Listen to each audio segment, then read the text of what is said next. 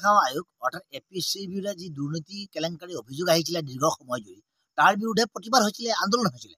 আৰু 2015 চনত তাৰ বিৰুদ্ধে এই দুৰ্নীতি কেলেংকাৰীৰ বিৰুদ্ধে আমি প্ৰতিবাদ কৰি আমিও জেল হাজতত প্ৰায় 11টা দিন আমি জেল হাজতত আছিলোঁ।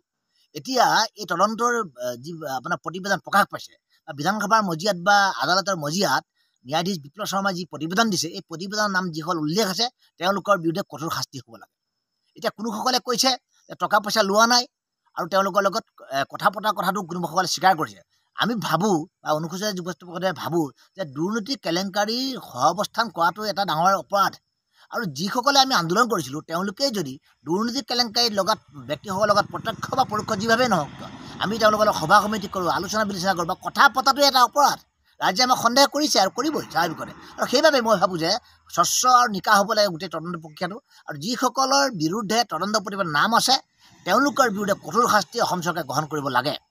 আনহাতে অসম লোকসেৱা আয়োগৰ লগত যে এক মানে গোপন বুজাবুজিৰ মাজেৰে আমাৰ প্ৰাক্তন বিধায়ক তথা বৰ্তমান অসম মীন উন্নয়ন নিগমৰ অধ্যক্ষ গুৰুজিৎ দাসে নিজৰ অঙৈ ভঙে চাকৰি দিছিলে, এই কথাটো স্পষ্ট হৈ গ'ল।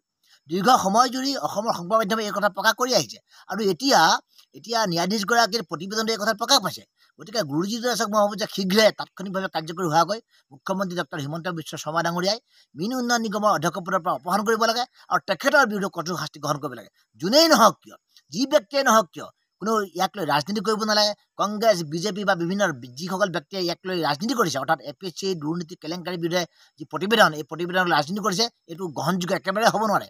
সাধাৰণ মানুহ হিচাপে, সৰ্বসাধাৰণ মানুহ হিচাপে আমিও অনুসূচিত যুৱত্ব পৰিষদ হিচাপে আমি দাবী উত্থাপন কৰোঁ যিসকল এই দুৰ্নীতি কেলেংকাৰীৰ লগত জড়িত প্ৰত্যক্ষ বা পৰোক্ষ যেনেকৈ নহওক কিয় তেওঁলোকৰ বিৰুদ্ধে কঠোৰৰ পৰা কঠোৰ শাস্তি এই চৰকাৰে গ্ৰহণ কৰিব লাগে। আৰু মই ভাবোঁ যে অসমখনক কুঙা কৰি দিয়া এই লোকসেৱা আয়োগৰ যি দুৰ্নীতি কেলেংকাৰী, এই দুৰ্নীতি কেলেংকাৰীয়ে সমগ্ৰ অসম ধ্বংস কৰি দিছে। গতিকে ইয়াৰ পৰা যাতে কোনেও দোষী ব্যক্তিয়ে ৰেহাই নাপায় তাৰ বিৰুদ্ধে ব্যৱস্থা ল'বলৈ আমি মুখ্যমন্ত্ৰী ডাঙৰীয়াক আহ্বান জনালোঁ।